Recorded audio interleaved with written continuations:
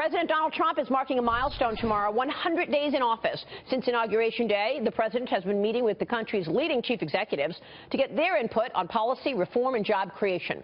On one occasion, the president even sought their advice on upgrading the government's own ancient IT system.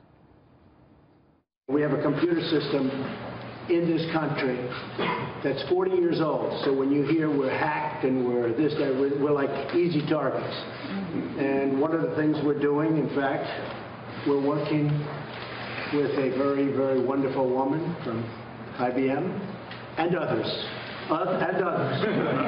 Many others. And joining us right now exclusively is the Chairman, CEO, and President of IBM, Ginni Rometty. Ginni, great to see you. Thanks so much for joining us. Maria. And you remember that day when you were meeting with the president? Yes, yes. So what has the president done in terms of reaching out to you, your colleagues in business, to try to get input? What are some of his questions? How do you see it? Well, I think overall the whole administration has reached out very broadly, and it's a dialogue, so it is questions, it is input, it is clarification back and forth, which I think is going to be good for policy, particularly for policies that are long-term and of really deep-rooted nature of issues we have to address. And what are the big issues from business standpoint, Well, Ginni? Clearly you had tax on this morning, and that is one I know I worked years on tax, and broadly on tax, one big area, and I think another one that I've put a lot of time on is workforce development. But to your comments on tax early this morning, I think, on that, a modern tax system is something we badly need and have needed for many, many years. I know I've made countless meetings in different sessions up in D.C. about this topic, and as been proposed, I think it is a good proposal, and it's got to have really two big pillars, both about the rate and then a territorial system, which is just a way for money to come back and forth without penalty. And I think around the edges then, everything else can be negotiated, that you have to stay focused. Those are the most important things. The president talked about some $5 trillion in money being overseas, that he thinks an attractive tax rate can lure that money back over there. So as the CEO of IBM, with money overseas, so many technology companies with billions, hundreds of billions of dollars overseas, would you be apt to actually move that money? Well, at 106 years, we are in 170 countries, and we do a very good job balancing our investments around the world. But what this would do is influence, and I think broadly influence, people's decision-making, because it gives it a very fair basis and makes America competitive as a place to build and put your future investments. And I think one of the most important things is you have to have some certainty around that. And that's been part of the issue today. You don't want a temporary set of relief for this. You really need what is a long-term strategic platform you can make a decision on. And then I think people will make those kinds of decisions, because you'll do what's in the best interests for both your company and for the people and the clients you serve. And at that point, right now, it's a 35% tax that you're paying to bring money overseas. So Gary Cohn wouldn't, sit and confirm the specific number, but he said, look, whether it's 8% or 10% or 12%, that's got to be a lot better than 35%. That's right. And that's why I think it's wrong to focus on just the particular numbers right now. We've got to get those two pillars, a competitive rate and a good modern territorial system to move the cash back and forth. And that's, I think you got to keep your eye on that big prize, and that's really what's been laid out broadly. And then now you've really got to work through the process of getting that done in a way makes us competitive.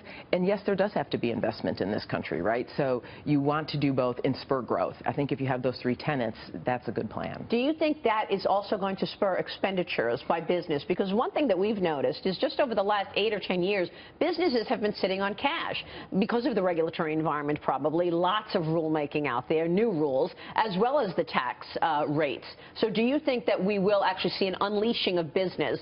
Sort of things that were on the shelf will come off of the shelf, given a 15% corporate tax rate is what they're talking about. Yeah, I think you have to go back to one fundamental belief for all businesses. When something is made more certain, you will get better decisions. And so when you make a change like this, that you know it's going to be there for some period of time, then you'll make a strategic decision more than you will a series of shorter term ones.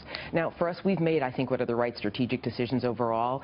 Being 170 years old, as I said, we're in, or 106 years old in 170 countries, we've we've got a pretty balanced cash portfolio around the world and investments around the world. So, but I do think, again, even for us and others, if you've got a pretty definitive view that you can count on for a period of time, you'll make the right decisions. The skeptics have been all around the trade part of it. So let me come to you with that, because you're in 106 countries and you've got 170 countries. 106 years old. Yeah. 106 years old and 170 countries. But given all of that exposure all around the world, do you worry about some kind of a border tax or an import tax? The president called it a reciprocal tax when he sat down with me 2 weeks ago. I know the border adjustment tax is not in this tax plan, but what about a tax in the trade part of the economic policy? Yeah, well, we ourselves are net exporters out of this country. So while it may not pertain particularly to us, I think the bigger point, and whenever you look at taxes like that around a border, is unintended consequences. And so that's, you take a look in total at what it is you're going to do. And that's why I say I think you've got to focus always on the total picture. The bigger part of tax I've been focused on has really been, or excuse me, around trade, has been around digital trade. And this is, I think, a topic that is pervasive not only in this country, in all the countries around the world, that we get fair digital trade. Because you think of how many trade policies were written decades prior, right before there was really digital products, digital businesses. And so the most important thing that I think at any trade agreement has been this point that you have to have the free flow of information and goods across borders. And so that has been, to me, one of the most important things to be negotiated, whether you're in Europe, across different countries in Europe, or the European Union with the United States. We worked hard on something called the Digital 2 Dozen, so that really would modernize trade agreements for this time and place. So very simple. Things like you don't want to have to give up intellectual property to be able to do business in a country, or that you should be able to move your data freely across borders and not be told it has to be kept in one country irrespective.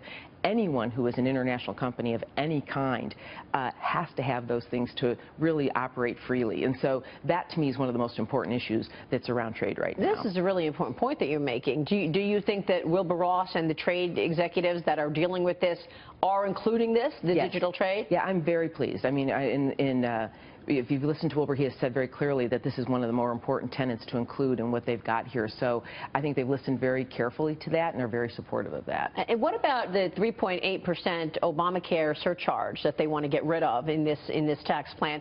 Can you characterize for us how much of a pressure the health care cost has been? I mean, obviously, any large company has been forced to pay health care benefits given the legislation of the last 8 years.